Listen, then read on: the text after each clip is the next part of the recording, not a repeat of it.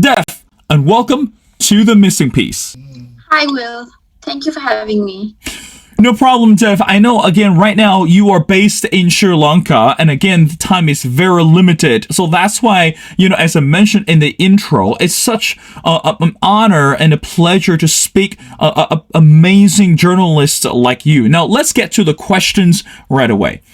Dev, initially when I find you, because this amazing article that you wrote and entitled Inside Sri Lanka's Unprecedented Mass Protests.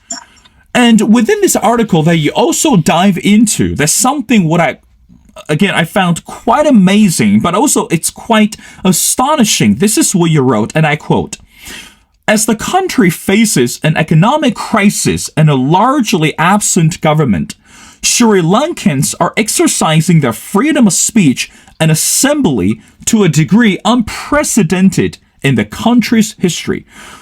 Now, Dev, can you quickly help us to understand what is happening in the country today, and why would you say that the people, they're exercising their freedom of speech in order to make their voices heard? Well, it's interesting you mentioned that specific quote because in Sri Lanka, we don't have a culture of, especially within the Sinhala Buddhist majority, we don't really have a culture of protesting. We don't really have a culture of movements or movement building, especially in the present day. And in the past, when there have been struggles, for example, the JVP youth uprisings in the 1970s and 80s, they were kind of viciously crushed by pro-state violence and pro-state mobs.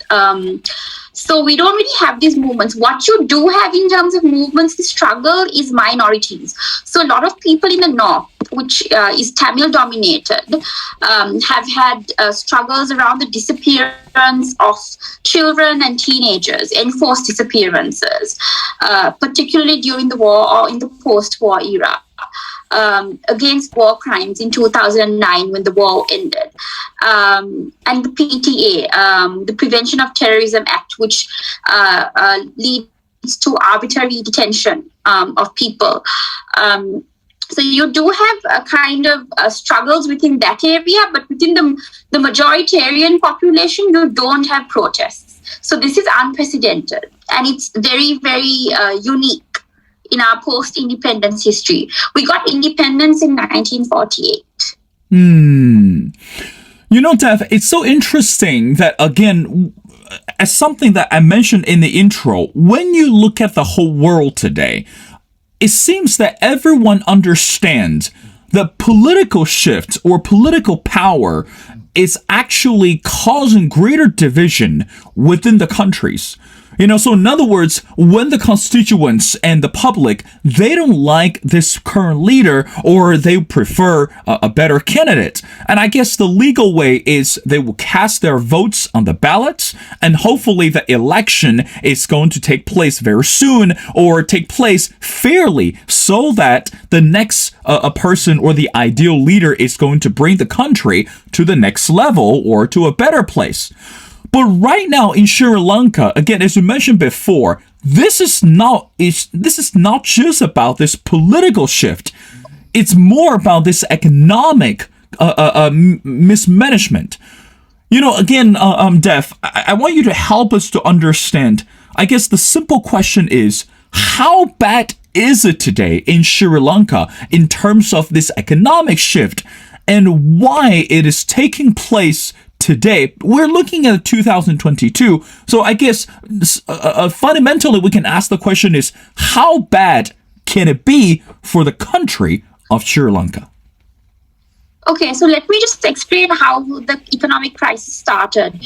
So in 2009, after in the post-war period, the government under Mahinda Rajapaksa started taking concessional loans, and they took a lot of different loans in the years subsequently.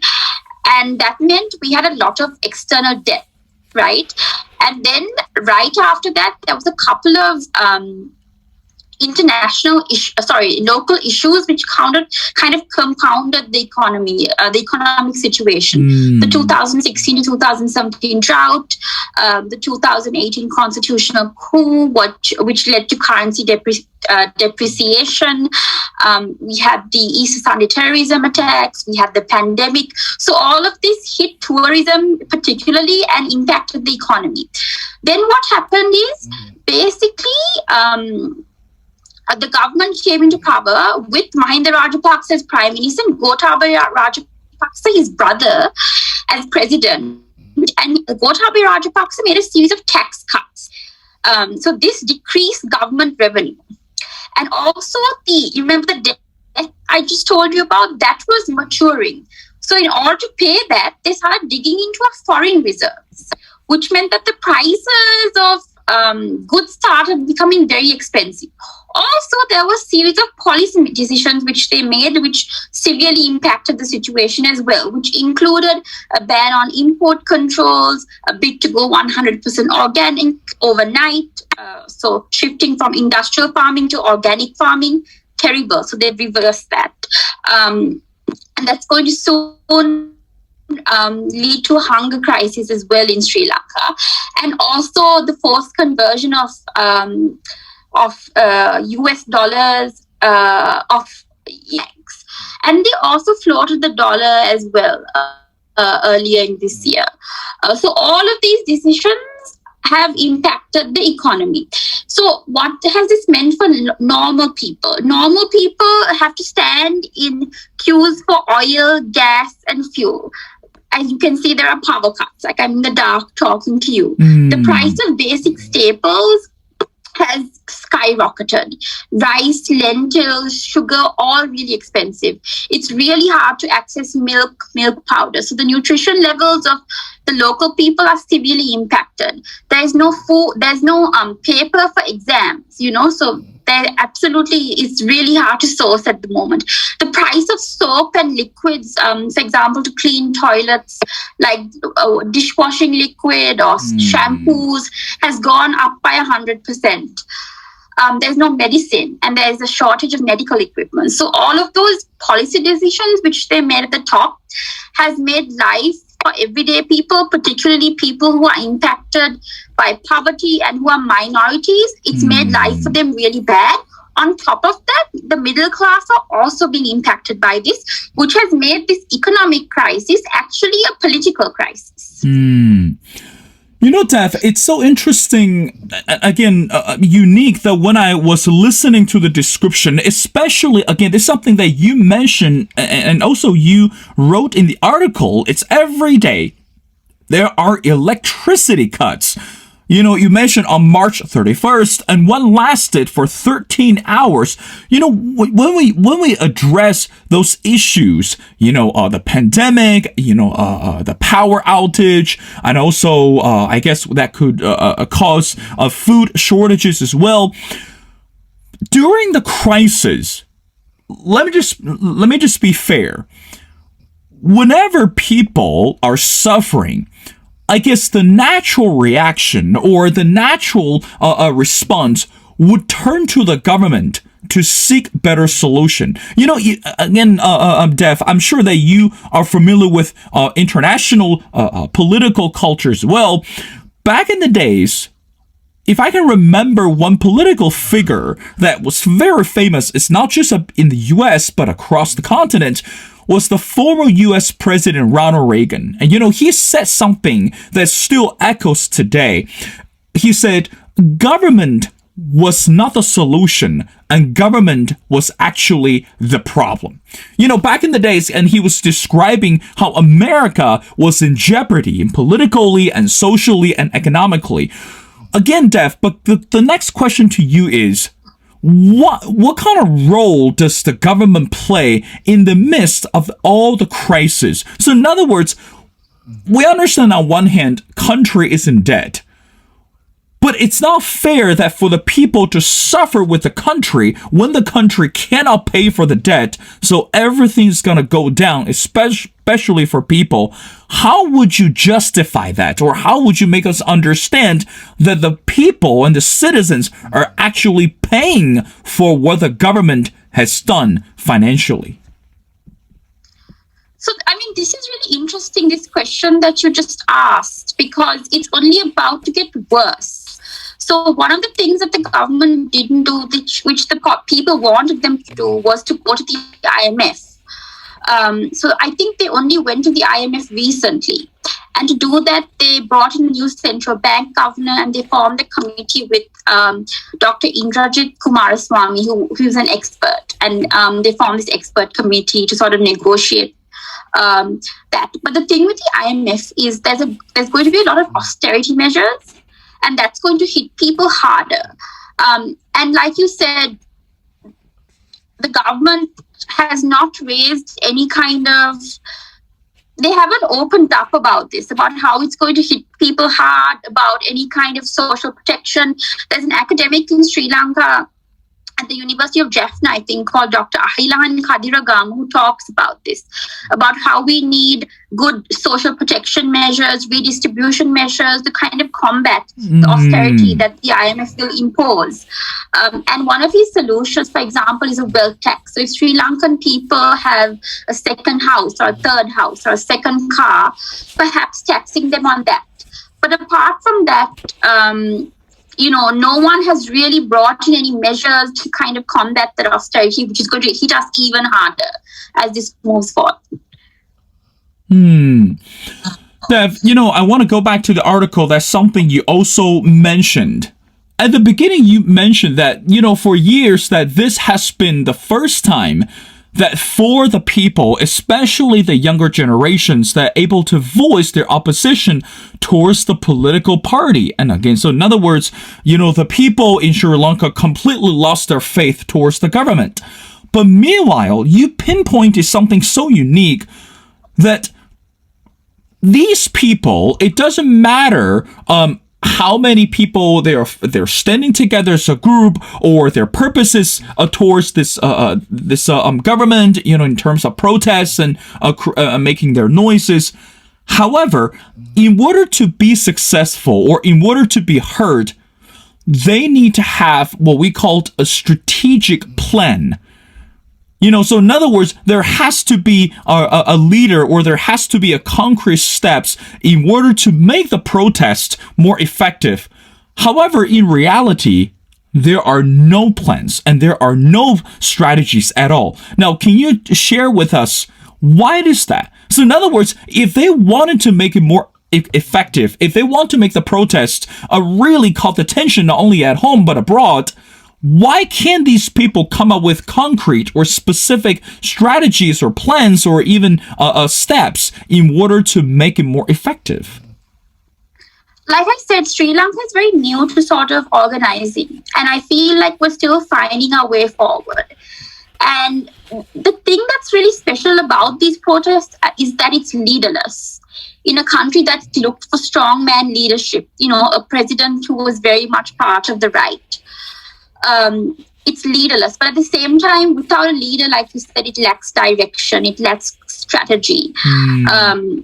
So what it needs to do is, like you said, like I mentioned in the article as well, it needs some kind of plans, it needs funds, it needs to organize a little bit tightly and a little bit better.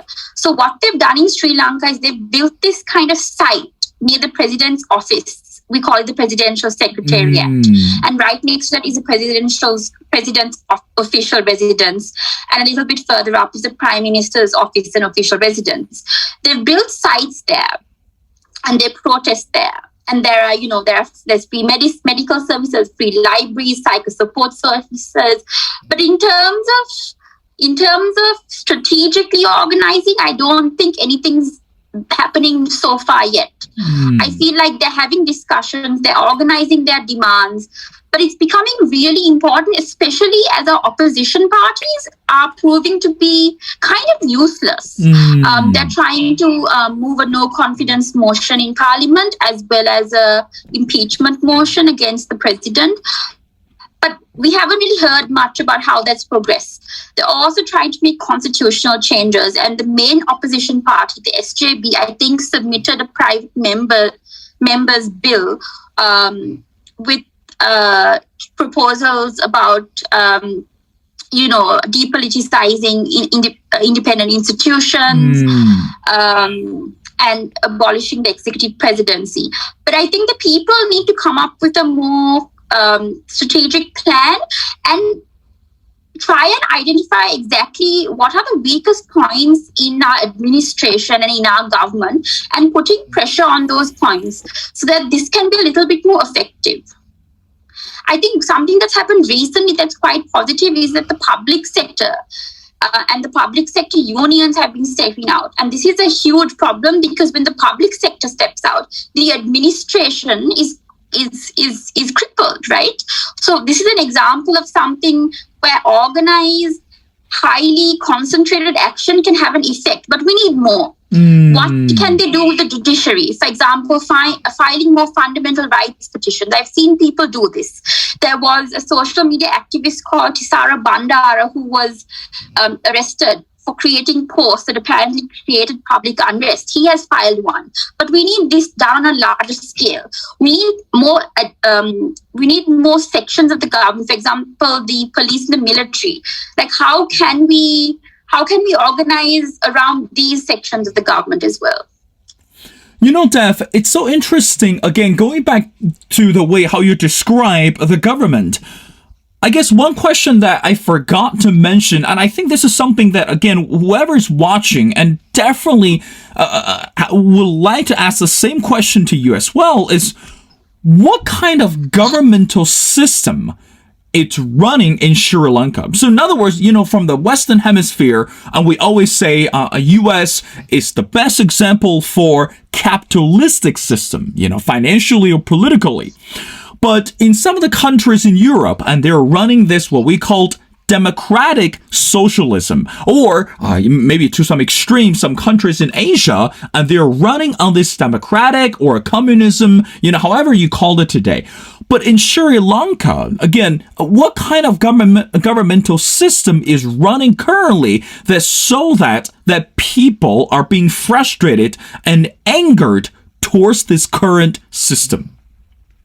Well, it's a legal dictatorship, right? That's what's running. Because we have a president called J.R. Jayawardena who came into power in 1977. He came in as prime minister, but he set up a system called the executive presidency, which it's not a normal presidency. It gave him incredible amounts of power. For example, he could declare a state of emergency. And this is the kind of presidency without checks and balances. That's why I said it was a legal dictatorship. And one of the core things that a lot of people have been demanding is this removal of this executive presidency and a return to a parliamentary system. Because if we return to a parliamentary system, we can bring in no confidence motions. We have, for example, checks and balances which can keep the democratic system in place, at least in principle.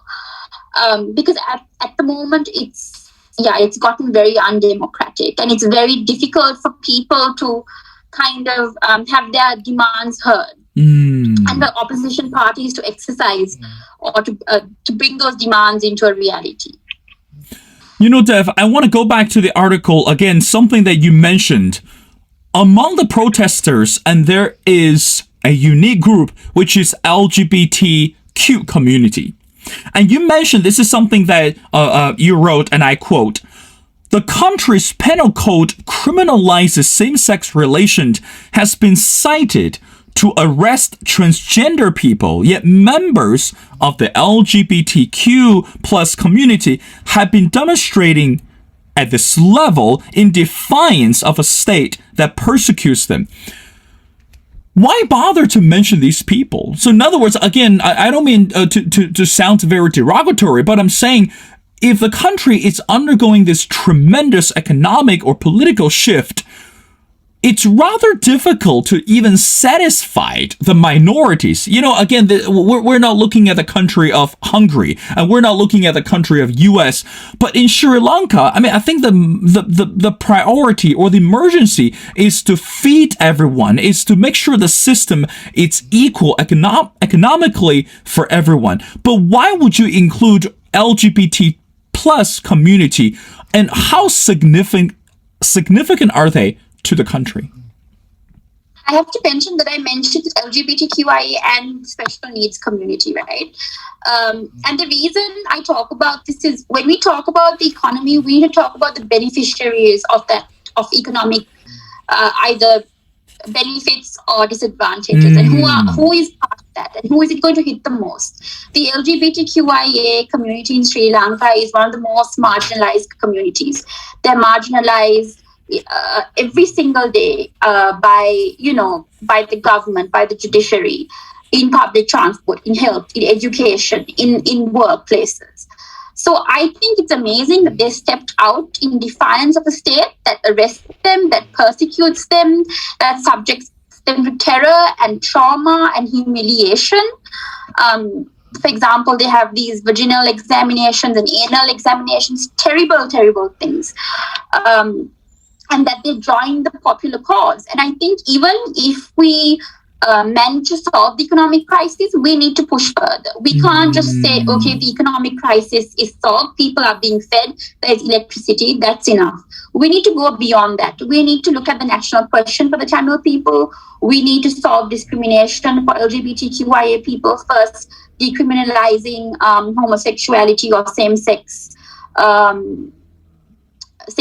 marriage, and then further, depending on what people want. So I think this is the start. This is not just an uprising against the government. I feel like this is the start of movement building within the country, where you have people who are empowered, who learn how to protest and build movements, and who can hopefully build movements so that the country is changed in their favor, especially if they're minorities. Dev, I got one more question before we move on to our next topic. We've been addressing how the people today in Sri Lanka are holding rallies and protests towards the current government. And also you mentioned that the current system can be called as dictatorship. But I want to ask you that how active are the younger generations today in Sri Lanka in terms of participating and voicing their oppositions in Sri Lanka? Again, it's fair to say the younger generations today across the world, they are very active politically and socially. We could say before the pandemic, during the pandemic, and, again, even today, let's just look at the war in Ukraine today. Younger generations today, they are very brave and they are very courageous in challenging the status quo. But meanwhile, I want you to talk about how about the people, younger generations, the millennials in Sri Lanka, how active are they and how important it is for them to participate such political opposition? So I think right before this political and economic crisis happened, a lot of them, their participation was limited to the ballot box, just like the generations before them. I think the fact that this was impacting their everyday lives, their ability to work, to socialize, to just live, that's why they're out on the streets. And it's not simply just, participating in protests, putting things on social media, volunteering or giving funds, that's important. It's doing the work within themselves and within their social groups and their communities, which is having difficult conversations, talking to minorities, asking them why they are the way they are, what they can do to help, and building political alliances. I think that's the way forward. So I think it's great that people are on the streets, they care, they want to do more. But as a country and as a community, we have a long way to go. I mean, a lot of people in Sri Lanka have a lot of privilege, especially the Sinhala Buddhist community, which I'm a part of, has so much privilege. We need to be doing more for the the Tamil people. We need to talk about the oppression they have faced in the post-independence period. We need to talk about the roots of the civil war. We need to talk about the oppression they have faced since the civil war ended. We need to talk about the Muslim people. We need to talk about the oppression they have faced since the Easter Sunday terrorist attacks, where they've been called extremists and terrorists. And again, they've been villainized by the state. And the Indian Tamil people. The Indian Tamils are different to the Ceylonese Tamils because they were disenfranchised by the 1948 Citizenship Act. They are the poorest and the most marginalized people in the country. So I feel like Sri Lankan youth need to really talk to ethnic minorities in particular as a start, and then move towards, other minorities, perhaps working class people, perhaps LGBTQIA people, and build on towards that. So those conversations need to happen. Dev, again, after so far that throughout the entire conversation, and we have been discussing so much about the Sri Lanka, politically, socially, and also economically. And I guess the next question, it's very simple. We're in the year 2022, and very often that we continue to promote this idea. When I say we, that means in the United States of America, we continue to promote this idea of democracy. And we believe every single country should honor and follow the principle of democracy so that we can bring the better future to all mankind. Now, from your perspective, based on what you are witnessing in Sri Lanka, what does the word democracy mean today, and how difficult to preserve and protect democracy today in Sri Lanka? So I should just note that Sri Lanka has one of the oldest democracies in Asia. I think we got universal suffrage in 1932 with the Donamo Constitution, I believe. Don't quote me on this. I need to fact check this. But 8 years after Britain let women vote. So that's pretty progressive. We got independence in 1948 in a very progressive way through a constitution. We didn't have the kind of movement-based trend that sort of India had, which was seen as a positive then, because there was no violence, no bloodshed or whatever. But it has backfired because with the movement that India had, they kind of shaped their political identity in a way that we never did. What happened was the power was transferred to the elite and to political families. In terms of what democracy is today, it's been eroded. But we have seen it come back in a very positive way with the people. But in terms of how it needs to progress, I think one of the core things that needs to happen is we need to really devolve powers. Right now, we have a highly centralized form of government, and we need to talk about, as a country, devolving those powers and perhaps forming better representation at the provincial and the local government level. I think that's something that's really key, and that's something that could satisfy perhaps the Tamil people and the national question as well. I have hopes for the future of democracy, but in terms of people standing up and protesting, yes, it's a positive thing, but they also need to vote in people that not just appear to be strong leaders or good leaders, but perhaps more importantly, listen to them and can ask what they want so much rather than being strong, strong men. Well, Dev, I want to end our conversation by something, again, it's so fundamental, important, and crucial, not just to the people in Sri Lanka, but also, again, going back to the world, is the concept of education. And we know today, when we look at education, and education could open up the world of opportunities, especially for women, especially for children. Now, in Sri Lanka, can you tell us how accessible is the education resources for the younger generations? And by giving them more equipment or by giving them more educational resources, does it help for them to continue strive for a freedom, continue to exercise their rights? Can you briefly comment on this part?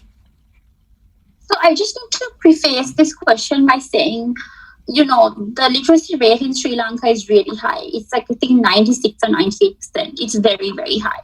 And that only measures literacy in one language. A lot of people are bilingual or speak. There's a lot of Muslim and Tamil people that speak all three languages. Also, education for men and women are equal as well. I know that there is a larger percentage of women ending school and finishing their A-levels than men. But that changes when they get into the workforces. So there's less women working than men. That's when it changes. But in terms of education, what perhaps needs to happen is a rewriting of history rather than accessibility of education, because our education system, while it has its flaws, for example, ragging and bullying, and while it can be funded better, it is pretty good. Especially our public education system is pretty good. And it needs to be updated in terms of tech, obviously, but I think there needs to be a rewriting of history. History needs to be taught in our schools. The history of Sri Lanka pre-independence and then post-independence as well. We need to learn a little bit about the oppression of the Indian Tamil people, about the Tamil people. We need to talk a little bit about Sinhala Buddhist ethno-nationalism. We need to talk about the Buddhist monks and what role they played. We need to talk about the unitary state. We need to talk about the foremost place that Buddhism occupies in our constitution. These are all things that a writer and a journalist called Andrew Fidel Fernando mentioned in one of his op-eds recently. These are all things we need to learn in our history, and it's really absent for us. We need to learn about the JVP uprisings in the 1970s and 80s and why that happened. We need to talk about what we call the welfare state, because a lot of people say that Sri Lanka is a welfare state and really ask if it is a welfare state. Because China has welfare, the social protection to GDP 7.7%. Japan is 21%. I think Sri Lanka is 3.6%. So are we really a welfare state? So I think a rewriting of history is needed, and an understanding of it is really necessary. And we need to talk about the war. That's really important as well. And what led to it, how it spiraled out of control, and if we really achieve reconciliation post-war. You know, Dev, I couldn't agree with you more. And I think not only for the people in Sri Lanka, but also I think for the citizens across the world, it's always significant, it's always indispensable to understand the history and continue to learn from the failures and mistakes of the past.